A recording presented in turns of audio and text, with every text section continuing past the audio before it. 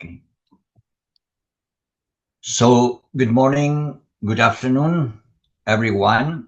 I hope these greetings find you well. This is a webinar from Eden Digital Learning Europe in the European Open and Digital Learning Week as a starting point of this week during these coming days. It is my pleasure to introduce Wim van Petegem, Eden DLE President, that will follow with some words to all of us. Hey, thank you, Albert. And also from my side, as President of Eden DLE, welcome to all the participants in this seminar. It's a tradition for Eden to organize this European Open and Digital Learning Week somewhere in November. We will have interesting seminars every day this week. And as Albert says, we will kick off this series today with the introduction of a white paper that Eden has produced and that we would like to introduce to the larger community. It's about the union of skills and digital education, mutual implications for practice and policy. I think that this is an important event for several reasons.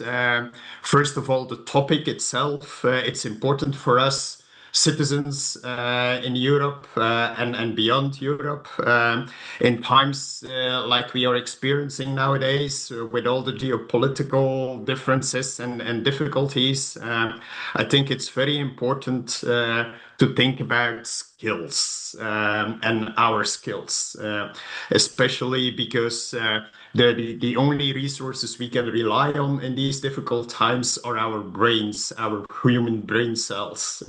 And so the skills that we have, can develop in these difficult times makes this an important event. But it's also important for the academic community, I think. The researchers and professionals are living in difficult times, like I said, and the only way to cope with these difficult times is to have the proper skills and not just to have them there ourselves, to develop them ourselves, but also to share and to train other peoples in these new skills. So I think that we have a huge responsibility there. And it's also that responsibility that we as Eden, our community of academics and professionals want to take. It's the way that we developed this white paper, and Albert will explain that in a few moments, I think, makes it for us a very let's say, important moment that we now can introduce this white paper to the larger community. And I think that's also my final conclusion here as an introduction. I'm very thankful for the Fellows Council that took the initiative here and took the lead in producing this white paper and presenting it now today to this larger community. I hope you can enjoy the seminar. I will do, at least from my side.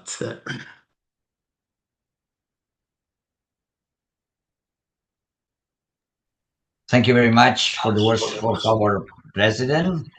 In fact, I would like to highlight that the Eden Fellows Council is a department of Eden Digital Learning Europe formed by all those who have received an Eden Fellow or Senior Fellow award. The Eden Fellow Council was established in 2018 on the occasion of the UK annual conference in Genoa, with the first elected representatives taking office in 2019. The role of Eden Fellows Council is to provide the strategic input to the Eden DLE Management Board, drawing on the extensive experience and expertise in online, open and distance education of the body of Eden Fellows and Senior Fellows, as well as to act as ambassadors for Eden and for the field of online, open and distance education with Europe and internationally. The Fellows Council is an advisory board body and not part of the formal governance structure of Eden, but it's important the task they develop as supporting any management board policy.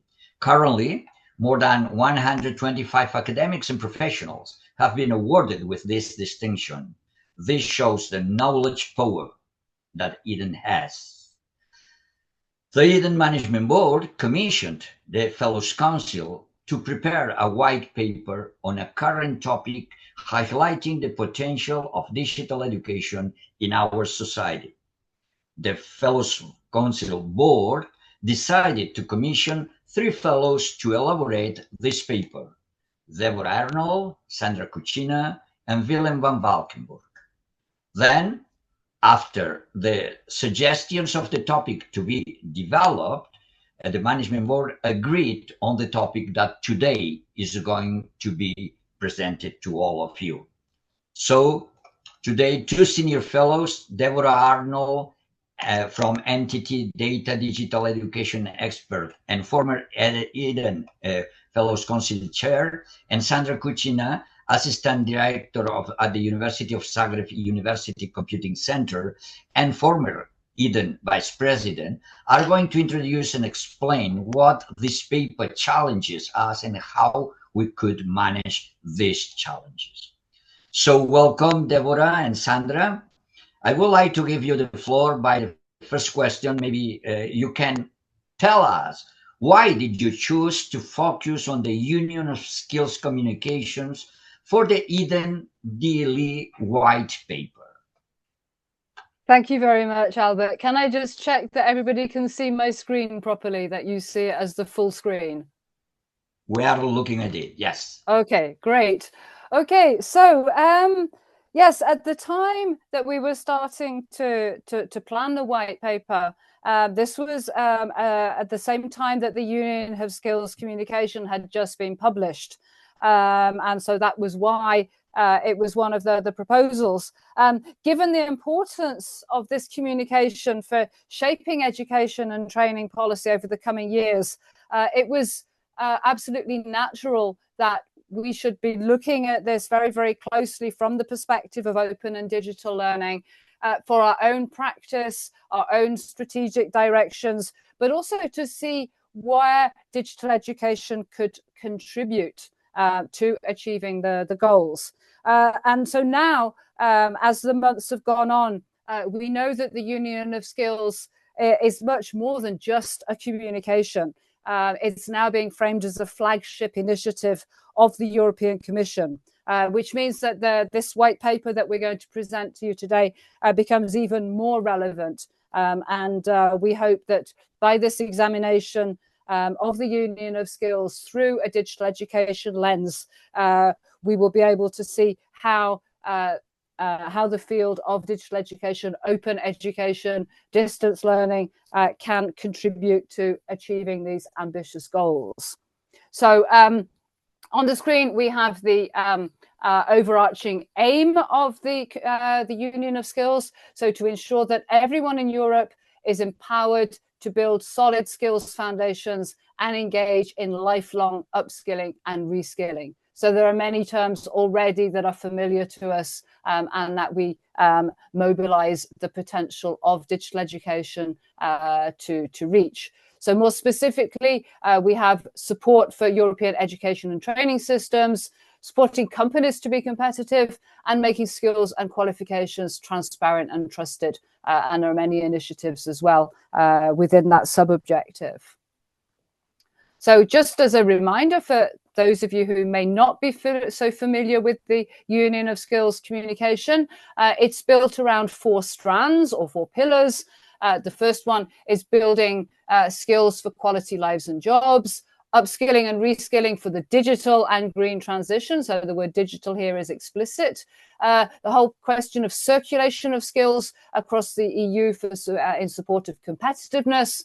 And then another key objective of attracting, developing, and retaining talent. So we can look into each of these, but I think you have a question coming up, Albert. Sure. So as we have understand perfectly how this union of skills would like to promote the development of these skills. And as Eden is an association, that an organization that works explicitly on digital education, Sandra, maybe what can digital education contribute to the achievement of this union of skills goals? Yeah, thank you. I think we should see digital education as an enabler of innovative learning, you know, and it's a central enabler of personalized, accessible, flexible learning across the Europe. This is what we need, not only in Europe, but on a global level. And taking into account the number of the policies and documents that were already developed by European Commission focusing on digital education, just mentioning the digital education education action plan, or digital skills agenda, or European strategy for universities, number of other initiatives, and union of the skills as a top on everything. I think that there's a clear insight that what we need today is to ensure that we enable the citizens and on a global level to have digital skills and skills that will enable them to live in a world where they have where can they be active learners, workers, and citizens as such, you know, actively participating in that. And based on that, we can see that what we saw before is in union of skills is digital education certainly can help building skills for quality lives and jobs, in meaning by that certainly there is a need for change in the way we teach and learn today. And we don't know even what jobs will be tomorrow, because it's something which is ongoing change, as numerous technologies and situations are coming. So what we need is to empower educators with innovative tools for greater engagement and impact. So what we need is to find out how to reach the trainings and learning for emerging skills needs, you know, like future work skills, digital citizenship, digital literacies, transversal competencies that go beyond technical abilities. Then we have to see how to enable teachers, citizens, learners to upskill and reskill. Even me and all of you, we have to upskill and reskill our skills to be able to work, to live, and to teach and learn.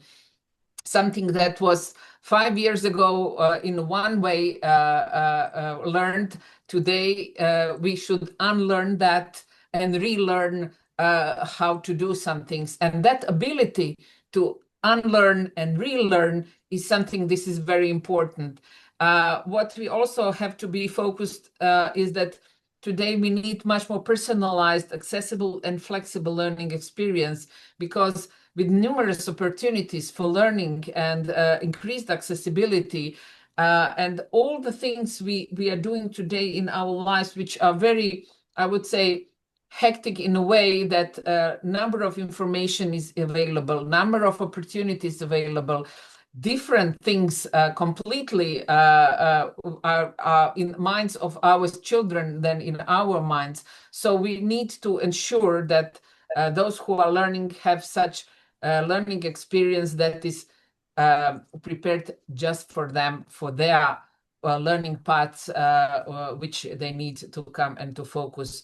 And also student-centered learning, which is not something new. It's something which started with Bologna process, and we wanted to shift this model from teacher-centered learning to the student-centered learning, is to engage students to be more active, to be motivated, to be co-workers, co-creators of the courses, you know, and learning materials which are needed.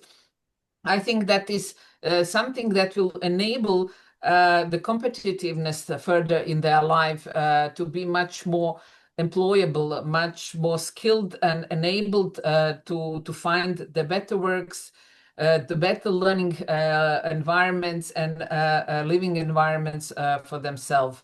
Also, we have to be aware that today we cannot say, as we said in pandemic, we have come back to the normal that was before the pandemic. There is no normal anymore. You know, today we have to adapt and to adopt the new things, because resilient education system is something which we need today. It can be war, it can be earthquake, it can be pandemic, it can be anything. And we have and need to be prepared for such education today. Besides, with emerging technologies and artificial intelligence that has significantly influenced the way we are learning, working, and living. And at the end, let's not forget that open and online education can give us, you know, an added value to the, like a cherry on the top, you know, that can bring us more accessibility, more quality, more transparency into lifelong learning and ability to access education, and also flexibility as such. So I think that it's intervened with both digital education and union skills have to be together, otherwise it won't work. Thank you, Sandra. It seems that we found a huge potential of contribution. You mentioned competitiveness, talent, innovation. So at the end, we are talking about Europe's future. So considering we are in a process of digital transformation of our institutions and organizations, what current practices, research insights, or impactful trends have strategic relevance for digital transformation in this context of the union of skills? Yeah, I would say that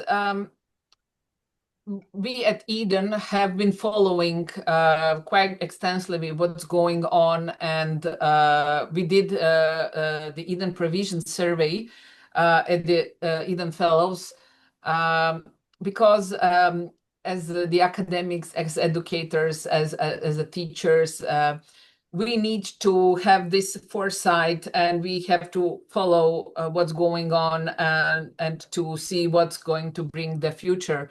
And that future is not so far away. It's actually, when we're talking tomorrow, it's already the future. So we identified with Eden Provision Survey, we identified 3 things. These are future work and new skills. Then equity, accessibility, and inclusion, and digital citizenship and digital literacies, which we found that are also correlated to the union of skills, which also have that in their document. What we think, and we find that for most promising emerging areas in open and digital education, have been identified by us as a community, as a network, is artificial intelligence and machine learning application in education, what we are already seeing today.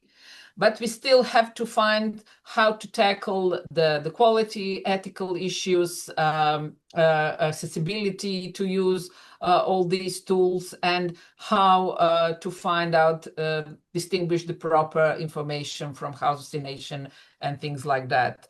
Then the hybrid learning environments, which are already here, and we are already using them on a daily basis, but we have to be more focused on that, because it's inevitable that that will be the hybrid, because we are not going to leave the classrooms, but we are not going to move fully online. So combination of both is something that should be applicable to everyone, to find in that personalized way of learning. And also European competence framework for academic staff that is forthcoming, should be very, very important part in organizing these hybrid learning environments. And I think that big focus should be on teacher training in order to be able to facilitate learning in hybrid learning environments, a learning that will include digital tools, artificial intelligence, but not focusing only on technologies, but much wider than that, to integrate the human part, as we are human beings, social beings, and we have to distinguish what we want the tools to do and what we want to keep for ourselves regarding the competencies. And let's not forget the micro-credentials and new forms of certifying learning outcomes. I think that Eden has participated in numerous projects and research, and has extensive knowledge and expertise on this topic. And I think that micro-credentials are something that will contribute to upskilling, and it's in reskilling, and we think that it's important to have this in focus. And for the last but not least, open educational resources and practices, including MOOCs. Maybe someone will say that MOOCs are changing and maybe are over because of artificial intelligence, but we will have the webinar on that on Thursday to see what's going to be with them. But open educational practices and resources is much as important as other areas I have mentioned above. Perfect. So I think that this means that we will find new scenarios for learning in which digital education is going to be a key actor in that, most of them. So as we have seen, obviously, we could not avoid to talk about artificial intelligence is here. But what can digital education values bring to the table, and how did these values originate? Okay, thank you, Albert. So as regards the origins of this digital education values approach, what we wanted to do when we were examining the very, very complete union of skills communication was to find a unique approach where we could really bring added value to this from our perspective of digital education. And the way we thought most meaningful to do this was to connect it to our values, and use this approach to contribute to sense making of the union of skills communication and the different initiatives and actions and goals. So to contribute to this sense making for the digital education community. Some of you may be aware of the approach called the practice of values. So this means it's all very well to hold values close to your heart, but these values should always inform practice. So what we did within the core group of contributors was to define and discuss these 5 digital education values, and to agree on these within the wider Eden community, specifically between the Fellows Council and the Management Board. So we see the values here, and these are also grounded in Eden's very own values as an organisation, which are integrity, openness, innovation, collegiality, and sustainability. So those are the values that we defined for Eden as an organisation, and we transposed these into broader digital education values.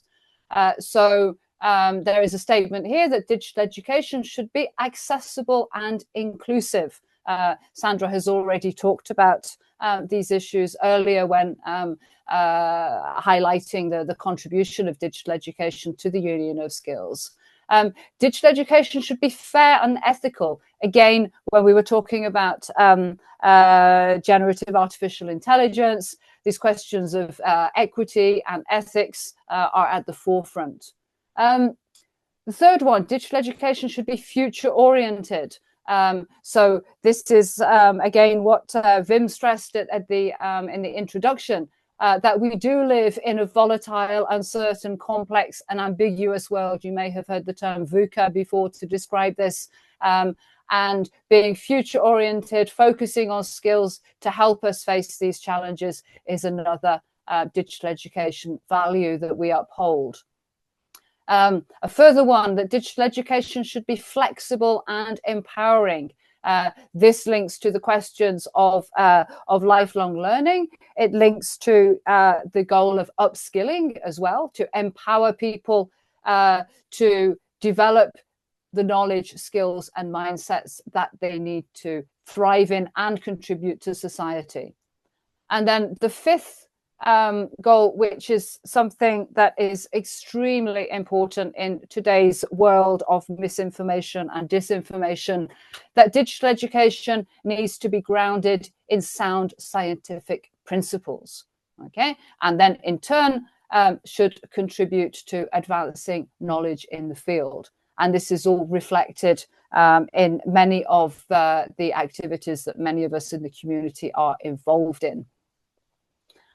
And we can, in fact, now make the explicit link between the 4 key strands of the Union of Skills to look at specific deliverables. So this is very much a summary. You will find it in the white paper itself.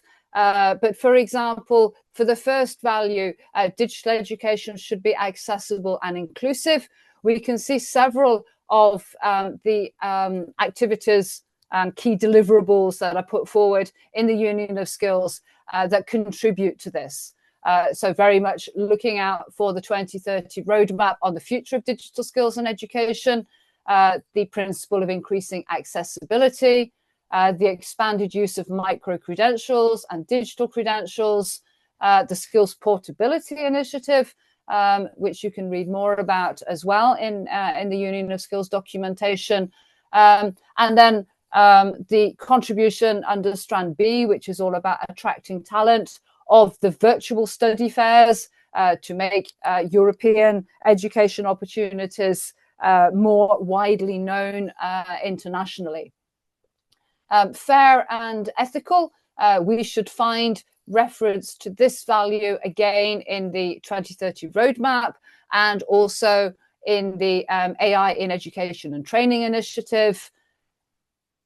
Future orientation spans the 3 strands, and the flexible and empowering value spans all 4. Special focus here on the common European framework for the automatic recognition of study qualifications and learning periods abroad, combined with the skills portability initiative, which has a focus on both education and employment. And then this 5th value, which I stressed earlier, that we believe is something that is a necessary grounding for all the rest, which should be transversal to all policy initiatives, frameworks, and actions. Thank you, Deborah. So good to know that Eden is very aligned to the Union of Skills through digital education, and that we hope that this white paper will also help to other organizations to align themselves and to build upon this and collaborate with other institutions trying to develop what the European Commission would like to foster with the Union of Skills at the current stage. So it's impressive for me how you are mentioning about the values, because we almost are touching most of the keywords that currently are being used in the educational arena, and particularly when we talk about digital education, and we can see that the same values are here. It means that digital education, it's, as you said, not only about technology, it's about the way that we are going to use technology for for the purposes for improving the future of people, and in that case, through upskilling and reskilling the capacities of our workforce and of our students and citizens. Okay, but then what's next? What are the next steps that we can follow?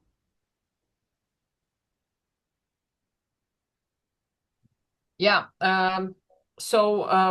you have very nicely summarized, Albert, the document Union of Skills and our white paper, where we actually wanted to see how digital education in Eden can contribute to the Union of Skill paper. Nevertheless, we identified some areas which still need attention and some next steps which could be done just to improve the existing document and not only the future of the education, but to the education today already, because we cannot wait for the future to make some changes. Maybe that some things that could be taken much more into the attention are broaden the skill approach, because it should be not only restricted to the skill development and STEM. We need, as I already said, we need to broaden this approach and fully recognize the role of humanities in developing the citizens which are capable of understanding the complex world in which they live and work and learn, and find solution to some to challenges we all face while respecting both people and the planet. So we would broaden this skill approach. Then support the research in education and training to inform practice. Basically, although we understand the great emphasis on research excellence in technological field, but let's not forget that research in education and training is as much as important, because what we need to know is how to integrate these technologies into learning, into living, into our lives. We have to know how to do it, not how to use it only, but how to do it, how to integrate it, and how to implement it. And then balance attraction of talent with inclusivity. It's what we need is to have the talents in the Europe and to close the skill gap and address labor market shortages. And also it means that we need to reinforce inclusion by advocating for widening participation, ensuring that opportunities extend beyond high-performing groups. What we have been seeing lately in many countries is, as we say, brain drain, that people are living from our countries because of lack of the opportunities and what we focus mostly on some high development skills in some fields, So we have to be aware of that and balance this attraction of talent with inclusivity. And the last thing, digital education, leadership development. I think that to do some things to make them happen, we need good leaders, and to be a leader, you need also to be educated and trained. And I would just emphasize that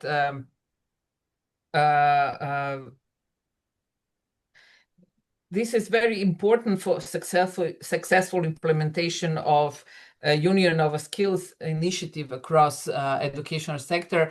And maybe just to say that we just had in this month a very successful digital education leadership at Academy by Eden, and having each year high number of participants just show the need and importance of training and educating the leaders to be able to do all the work which is needed. Thank you. Perfect. I don't know if Deborah would like to add something to that. Sorry, I've just removed the screen, and I need to come back into the Zoom so I can see people. So yes, thank you, Sandra. I think that that covers most of what we had as our conclusion to the white paper, focusing on these 4 different areas. So with the idea that this can reinforce the existing initiatives that are put forward by the Union of Skills Communication. I would love to hear from anybody else, from our participants, if they have any suggestions of areas that need attention and what could be the next steps for our field of digital education. So if you just bear with me while I switch my screens and come back in so that I can see everybody, then... by the way, I will be back Marisa Rechenberg asked us about what are these 4 strands that you mentioned when talking about the ways in which these events are being aligned with the European Commission initiatives. The 4 strands, well, they will be on the slides. I think the slides and the recording will be shared.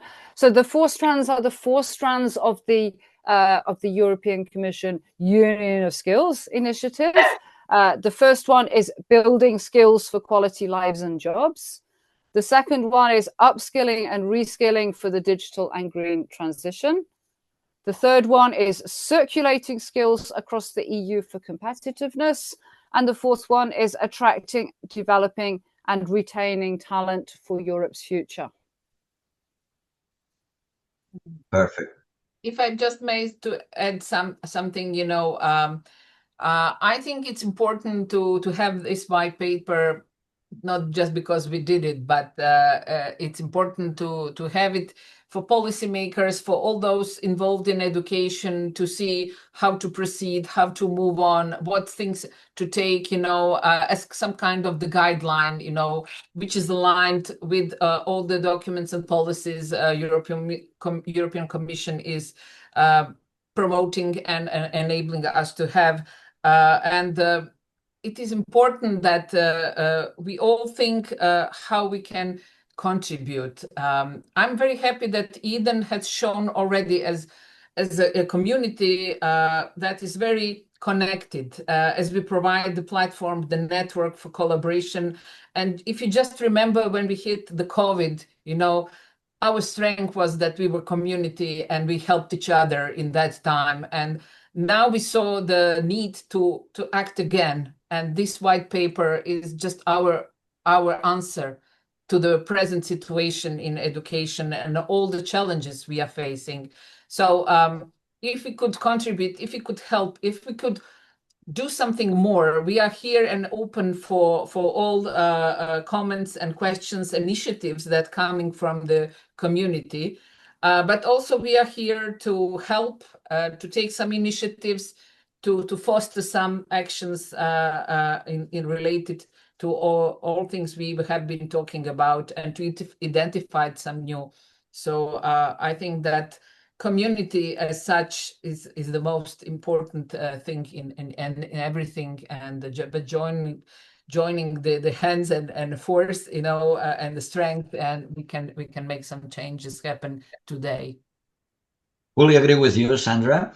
Networking is a way to work all together, collaborating, growing together too. I would like to invite everyone attending to this session to make any question or comment through the questions and answers tool that you can find at the bottom of your screen.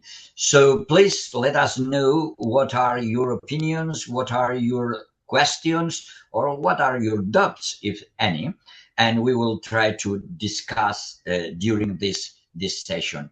And in addition to that, I think that it's important to understand that the powerfulness of Eden as an organization that encompasses lots of institutions, higher education, especially higher education institutions, and also individuals what are working on digital education. So when we talk about that, I mean, we are not talking as an individual. We are talking about from a collective of people that are embedded in these policies. And it's important for all of us to be aligned, to discuss, and to agree on the different steps that we can go further in that sense. So we do hope that this white paper will be a tool for reflection and will be also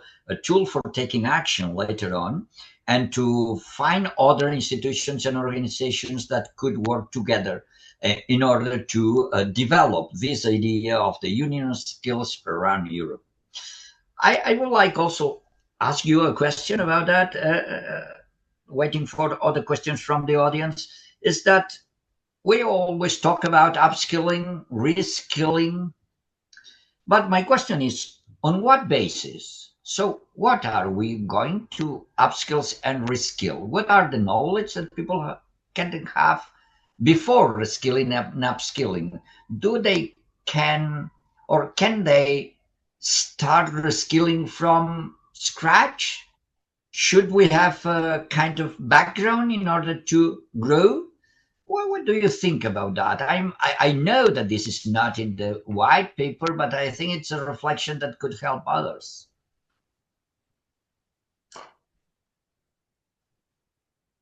Would you like me to make a start, Sandra, and then you can come in? Yeah, please. It's a very big question. Thank you for that, Albert. I think if we're talking about reskilling, then you would presume that if somebody is reskilling, then they would already have certain skills that are perhaps important but less relevant or up to date or less in demand. It opens up the whole debate of transversal competencies, which should be the almost a stable basis. Transferable competencies. I know there's a lot of debate about whether transversal competencies can in fact be transposable to different situations. I think by taking a broader perspective and looking back at one of the values which says equipping citizens to be prepared for a volatile, uncertain, complex and ambiguous world, then it becomes hard to look at a particular competency framework for a particular profession and then to say that everybody needs to have that particular skill set because those very jobs are changing. So perhaps as a contribution to preparedness of individuals for change, it's stimulating curiosity, stimulating critical thinking, obviously aligning that with basic skills. And I know that there is a real need for the basic skills, but the basic skills of numeracy and basic literacy are far from enough. And I don't think personally that we should be separating the two. And I think we should be believing in citizens, whatever their educational background, whatever their educational level.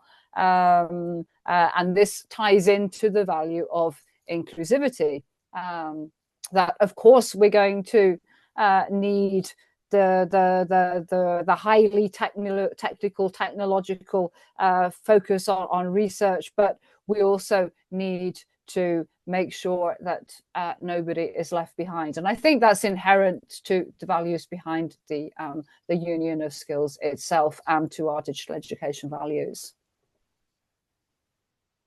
Okay, thank you. It was not an easy question, but I think it was a reflection, and you give us a good approach to a possible answer to that. But Marisa is also asking us about something that you said, that I was puzzled by the idea of unlearning skills. I understand that any skill goes forward, and therefore the concept of lifelong learning. By saying you unlearn, there's a particular tone of not useful anymore, instead of understanding it as a part of a process. What do you think about that? I'm wondering at which point I would have written or said unlearn. No, I did it. Ah. I said it, just to go briefly, before you had the telephone and you had to turn on, the numbers, or type the numbers, today you're having the touch screen, so you have unlearned something, you had it before, or you went to the library to find the book to read, and that was the only way how you could do it. Today we mostly search online, and even not searching online, you just ask ChatGPT to find you some research, or just to summarize what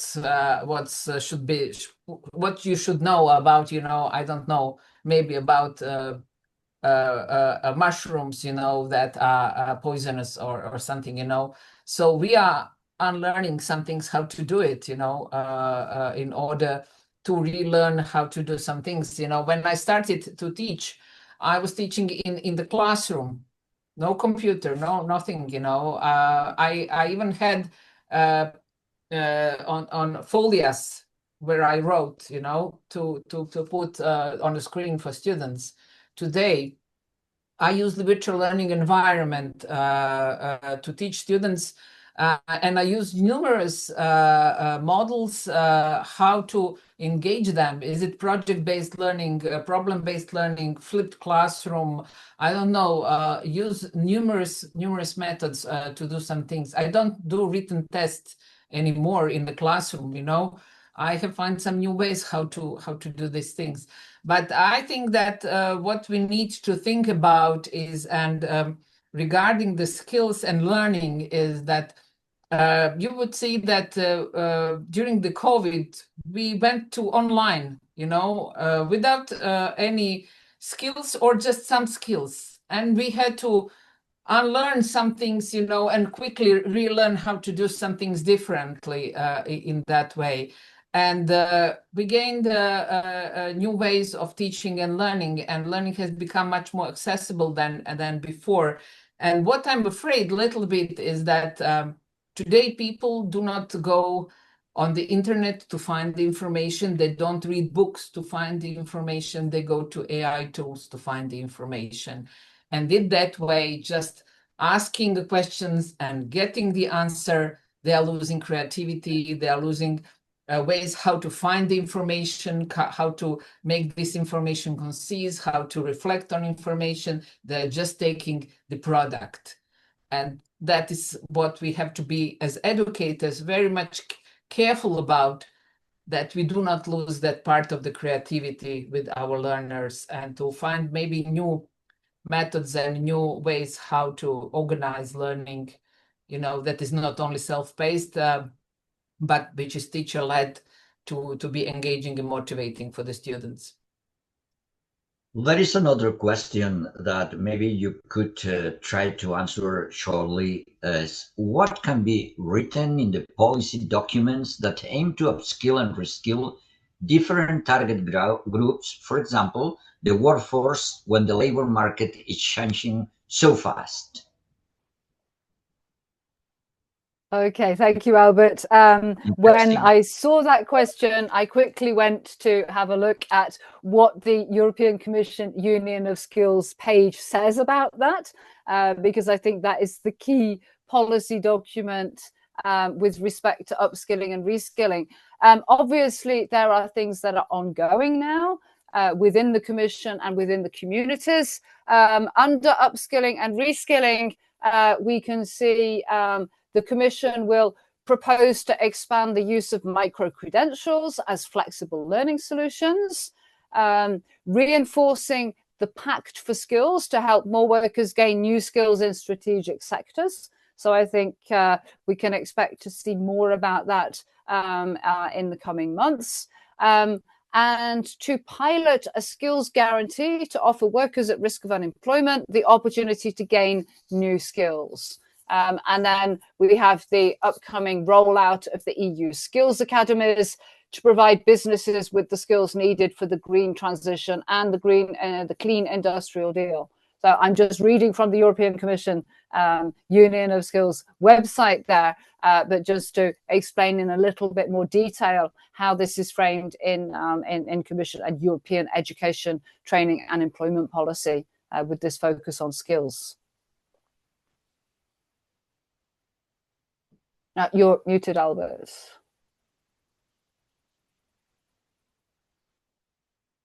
Yeah, I saw that Wim wanted to add something before, so maybe he still would like to add. Sorry, I didn't hear you. No, Sandra, it was when we were talking about the unlearning, I was thinking about de-skilling, which is a bit similar to that, but you already answered the question very well, so I cannot add anything there. Taking advantage that is the president speaking now, there's another question that maybe could be sent to you. It says, can EDEN be an organization towards certification or similar micro-credentials? These need credibility by society urgently. Good question, and thank you, Albert, for passing that on to me. But I think that at this moment, yeah, everyone knows that EDEN is a network of institutions, and the prerogative for granting certificates and so on is with the institutions, I think, and we are not claiming as EDEN that we can put ourselves in place of or instead of our member institutions, but of course we can always try to help in one or another way. And that would be my answer, that yes, we could stimulate our member institutions to do that and to take up the responsibility themselves. And if there is a reason or a support that we could give from the network to our members, we will of course do our utmost best to help them. But I do not think that it's wise to put ourselves in place of the institutions for granting certificates.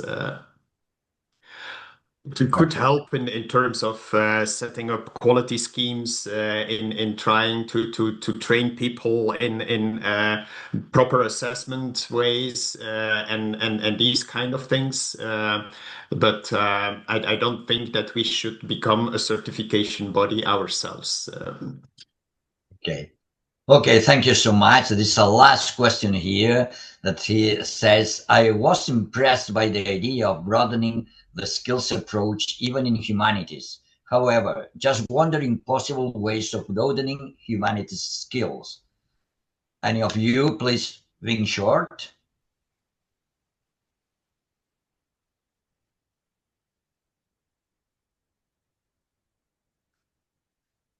Maybe it's a topic for a further webinar. I think it is, yes. Yeah. I think it would not be possible to answer that question within the short time of what we have left in the webinar, but definitely note it and come back to that in another context. Okay, so is there some other question? But I think that we don't have a lot of time now. I would like to inform all of you that the white paper on the Union of Skills is already available at the web page of EDEN DLE. So please, you can go to the to the web page, and you can find it looking for white paper in the row that it's OER. The first thing you will find is EDEN white paper. You can access there and you can download it, and please, you could obviously disseminate it, as it is an open access document that we will be more than glad that you use it and you disseminate it for the sake of other people that could consider it could be a useful tool for their own development. So considering this, please, so do it, find it, read it, any question, any suggestion that you may have, please let us know by sending a message to our secretariat and to know about that. So we will try to consider any opinion, any suggestion, and we will be back on you as soon as possible we can. So in order to finish this session, and prior to give the word to our president in order to close it, I also would like to highlight some events that are coming. You know that this is the European Open Digital Learning Week, and EDEN organizes, with the collaboration of other organizations too, some activities. Today we have started this Digital Learning Week with this important launching of the new white paper promoted by EDEN. But tomorrow you can also attend to another webinar on the strategies to maintain well-being in the digital education ecosystem.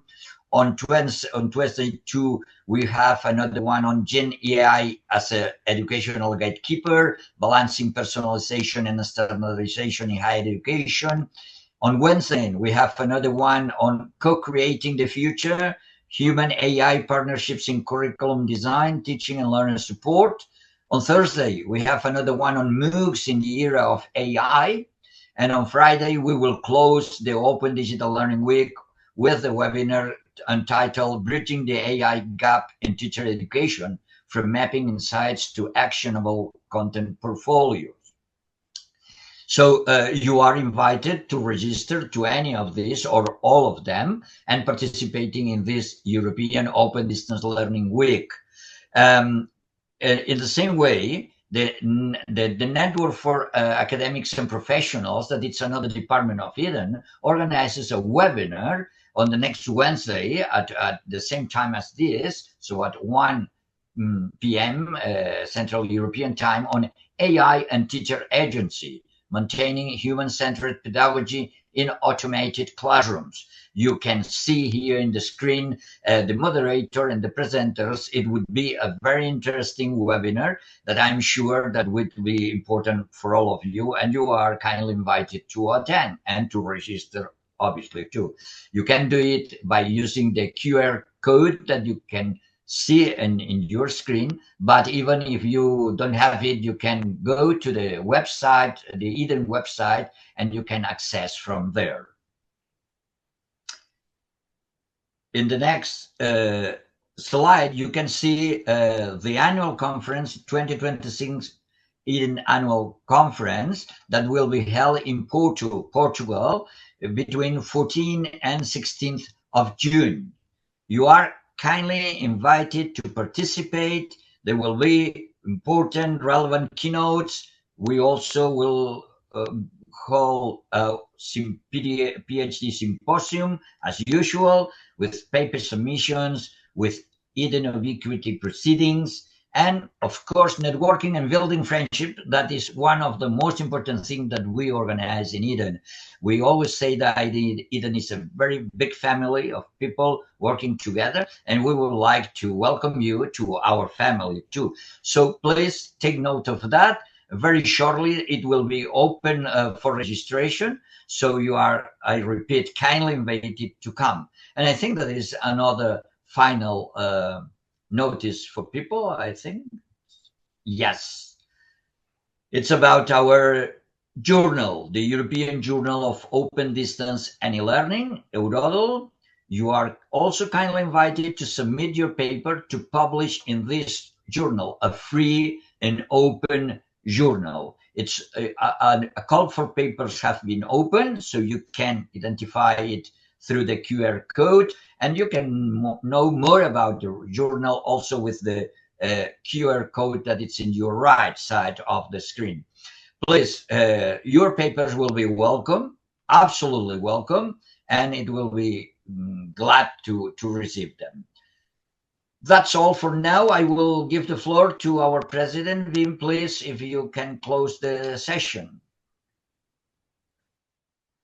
Thank you, Albert. Yeah, I can close the session by saying that when we talk about skills, there is one particular skill that the Eden community already has for ages, let's say, and that is, like you already mentioned, building a community, building a family together. And I think that that skill is something that we should foster all the time.